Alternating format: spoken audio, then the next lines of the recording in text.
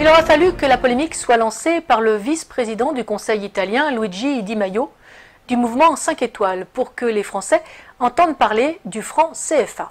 L'affaire est née le 20 janvier, quand Luigi Di Maio a déclaré à propos des migrants, je cite, « À partir d'aujourd'hui, ceux qui veulent débarquer en Italie, on va les emmener à Marseille. Je vais demander des sanctions contre les pays qui colonisent l'Afrique.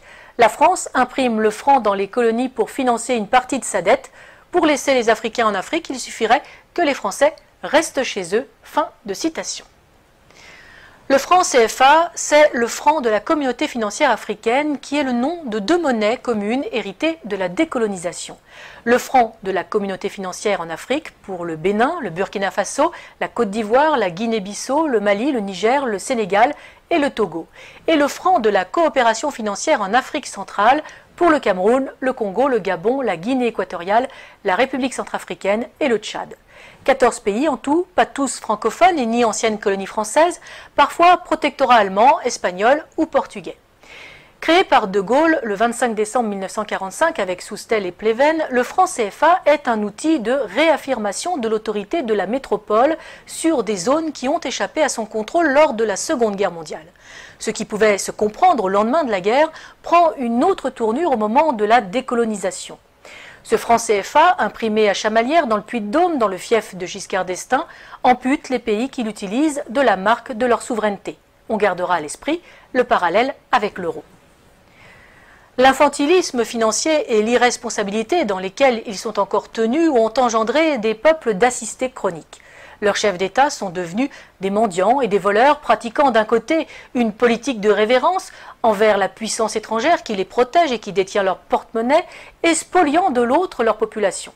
Sans entrer dans les détails techniques d'un système complexe, il faut savoir que la quantité de monnaie délivrée à chacun des pays africains de la zone franc est contingentée et, dans l'absolu, la France peut à tout moment diminuer ou arrêter sa livraison de billets. Comme elle peut prendre la décision de dévaluer cette monnaie. Ce qu'elle fit en 1994 avec le FMI et les États-Unis, générant des conséquences très dures pour les États et les populations d'Afrique.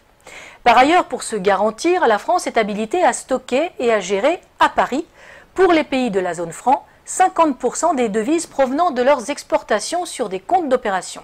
Elle en ponctionnait la totalité jusqu'en 1973 et l'équivalent de 65% jusqu'en 2005. Les recettes en devises du cacao, du café, de l'EVA, du pétrole, du coton, de l'uranium, de l'or, du diamant, du manganèse, des métaux rares, etc. vendus dans le monde entrent donc pour une bonne part à la Banque de France et non dans les pays africains de la zone franc qui ont généré ces exportations. Un flux en dollars, livres sterling, yens et euros dont le Trésor français a la garde et place à son profit sur les marchés financiers internationaux.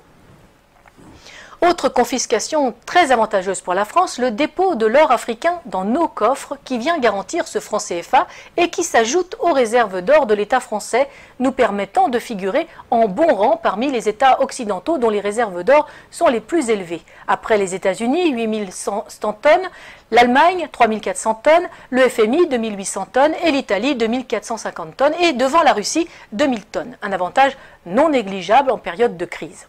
Un bon moyen, par exemple, de rassurer les agences de notation et les marchés auxquels la France emprunte de quoi boucler son budget. Enfin, le franc CFA constitue avant tout un levier politique qui permet une ingérence directe dans les affaires d'un pays. Il a suffi au gouvernement de Sarkozy de couper les robinets de la Banque centrale d'Afrique de l'Ouest et de fermer les banques filiales de banques françaises en Côte d'Ivoire pour mettre Laurent Gbagbo en difficulté. Nous aurons d'ailleurs l'occasion de revenir sur le cas de la Côte d'Ivoire et de son président légitime, Laurent Gbagbo, dans une prochaine édition. En vérité, le franc CFA n'est pas un vestige de la colonisation, c'est une privatisation de la colonisation. Elle permet à nos dirigeants de corrompre les élites africaines, d'imposer la présence des multinationales comme Areva, Total ou Bouygues dans des marchés publics africains avec des fonds publics mais des bénéfices très privés.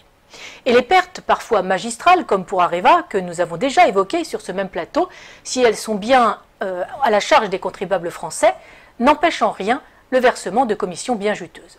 Ce sont les mêmes multinationales qui font venir la main-d'œuvre africaine en Europe, un sous-prolétariat déraciné de pays corrompus et ruinés, une masse d'esclaves qui a l'énorme avantage de faire baisser les salaires des Européens et de mettre à mal tous les systèmes sociaux de protection, maladie, retraite, famille et les services publics. En multipliant les bénéficiaires sans apporter de nouveaux contributeurs, l'équilibre est rompu, les systèmes de protection et les services publics ne fonctionnent plus. Du coup, les bénéficiaires légitimes, les seuls contributeurs, les deux souches, n'en veulent plus et le privé peut prendre la relève et empocher de juteux bénéfices. Les délires complotistes, Charlie Hebdo, dans son édition du 27 octobre 2004, citait des propos tenus par Renaud Dutreil, alors ministre de la fonction publique, le 20 octobre à Paris, lors d'un déjeuner-débat de la Fondation Concorde. Je cite: « Le problème que nous avons en France, c'est que les gens sont contents des services publics. L'hôpital fonctionne bien, l'école fonctionne bien, la police fonctionne bien. Alors, il faut tenir un discours, expliquer que nous sommes à 2 doigts d'une crise majeure, mais sans paniquer les gens, car à ce moment-là, ils se recroquevillent comme des tortues. » C'était en 2004, on mesure le chemin parcouru en 14 ans. Pour que l'Europe demeure aux Européens, il faut rendre l'Afrique aux Africains, ce qui permettra de rendre les Africains à l'Afrique. Le patriotisme social et économique que le Parti de la France veut installer dans notre pays est aussi la solution pour un développement indépendant des pays africains. Nos relations avec nos anciennes colonies est certes nécessaire pour des raisons géopolitiques et géostratégiques, mais elles doivent se faire dans l'intérêt des peuples souverains sur chacun des 2 continents et non pour les bénéfices de leur caste dirigeante, qu'elle soit politique ou économique.